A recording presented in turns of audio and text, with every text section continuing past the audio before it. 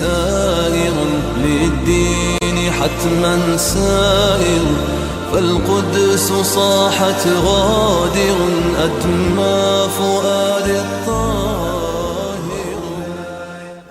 Assalamu alaikum wa rahmatullahi wa barakatuh. Welcome back to our Al Aqsa series. Jazakallah khair for my powerful companions sitting next to me. Sheikh, you know what? How come we never put a black carpet out for him? Black carpet? Black carpet. You came from that far, man. We need to, you're a very, Very? precious person to us. Alhamdulillah. Yeah? Alhamdulillah. Why did I say the black carpet for? Why not the red carpet? Huh? It's supposed to be red. No, that's not good, bro. Should have been the red I want carpet, bro. Black coat, man. That's the No. This is because I don't have time to put makeup and stuff.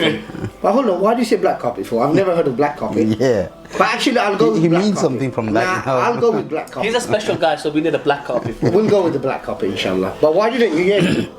But you know what we were talking about, the black carpet, when going back to our last topic that we continue from Hazrat Umar radiallahu ta'ala anhu, when he was invited to come and take the keys of Palestine, Al Aqsa, they prepared so well that they prepared a red carpet for him. It was 2 kilometers long. Subhanallah. Yeah. They actually placed the red carpet for him, and they were expecting someone to come with jewelry and expensive clothing, well dressed with amazing robes, and someone with high status. Do you know? According to them. Do you know, Sheikh Abdullah? Do you know actually they had a trend then? It was Yes. actually their trend and their custom that they'd wear certain things for events like this. Yes. And everyone Yes. was wearing these certain types of clothing Yes. and everything else. Yes. And how did Umar radiallahu ta'ala? And he came with his slave.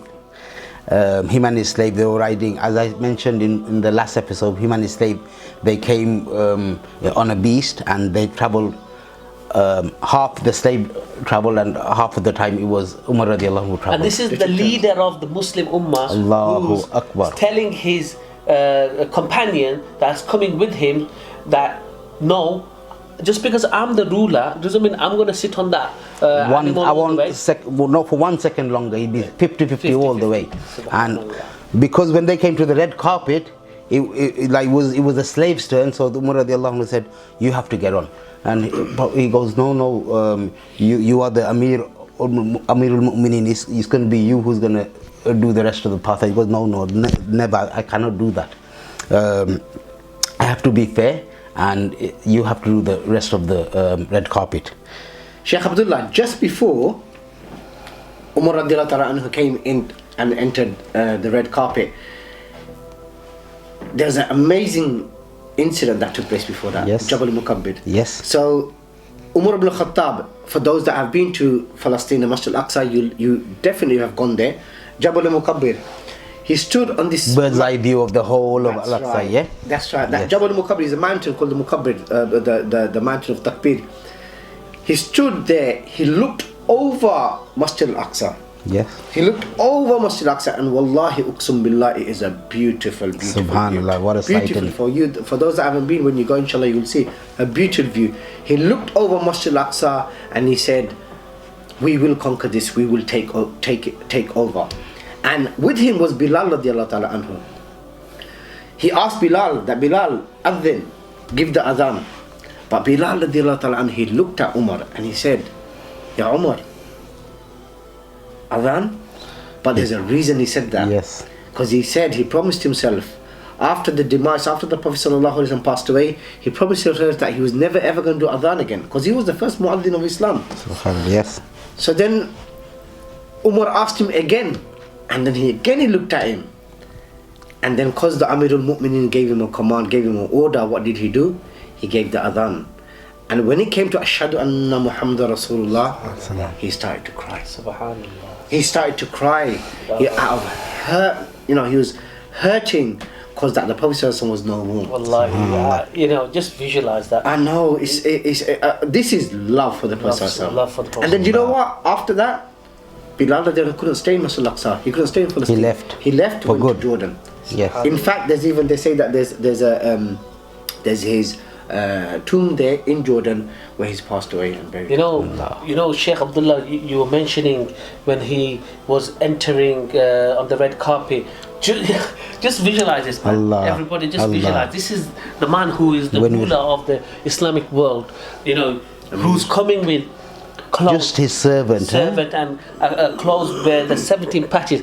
Just before he was entering, he actually tripped and he fell in a ditch. Yes, they fell in a ditch and covered in mud as well at the same time. Yes, Can you imagine all that happening. Amir al-Mu'mineen, he's fell in a ditch, he's got dirt and mud all over him, gets up and he continues. And he's going to collect the keys for one of the greatest cities of the world at that time. That's not the only thing. Think about it. Think about who's there expecting him. Yes. The whole world, they actually invited All the big dignitaries. big people from throughout Rome, everywhere. Yes. Even the Jewish people, leaders, everybody were there.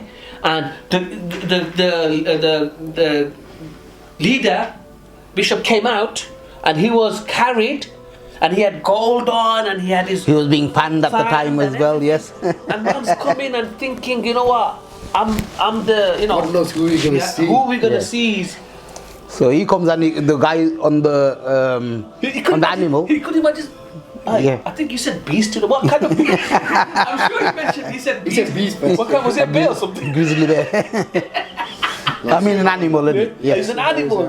Because some narrations say camel, some say donkey. Yeah, so we'll say an animal, but yeah, to be it's not a beast, yeah. He never gave it a beast, yeah. Gave it an animal. But you know, he could imagine the guy, the bishop was looking, and he must have been like, yeah, and he asked the person on the camel, like, who's the Khalifa? He asked the servant, and the servant, he didn't want to say anything. He pointed towards Umar like this.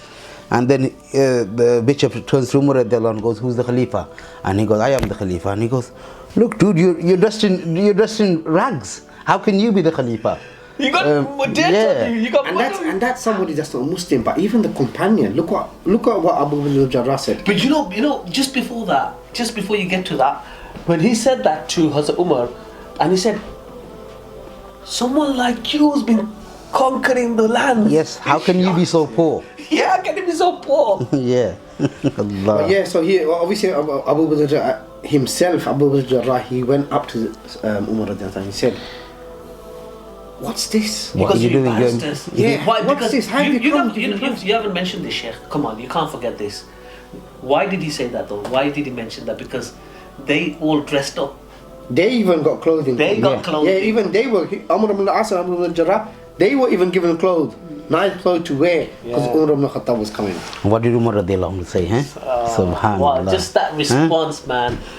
Imagine they came and said, you've embarrassed us. These are the companions of the Prophet saying to Hazrat Umar, you could have come like this. Hazrat Umar even got more angry and he got upset, yes. And he said, what did he say? He goes, Allah does not give us izzah through this. Allah gives us izzah through Islam. We people who gained izzah through what? Through Islam. Through Islam. And now you want to go through clothes and things like that. Amir al-Mu'mineen Umar ibn al-Khattab, the leader of the Ummah, who is coming to take the keys of one of the most powerful land in the world. Till today, where we go to dawats. Yeah. Let that be iftar, suhoor, at restaurant. We make sure we smell good, we look good. Forget going to see someone special. When we go just to a restaurant, we dress up and so forth. But look at this. Look at the simplicity and the humbleness. Sheikh, you know what? The story gets even more interesting, more amazing. I think in our next episode we're going to go straight into, and this is the part where I think it's going to open viewers' eyes, and they're going to think about Islam and the fairness and the love for everybody, non-Muslims and Muslims, how Islam teaches us. On that note, let's go. Assalamu alaikum wa rahmatullahi wa barakatuh.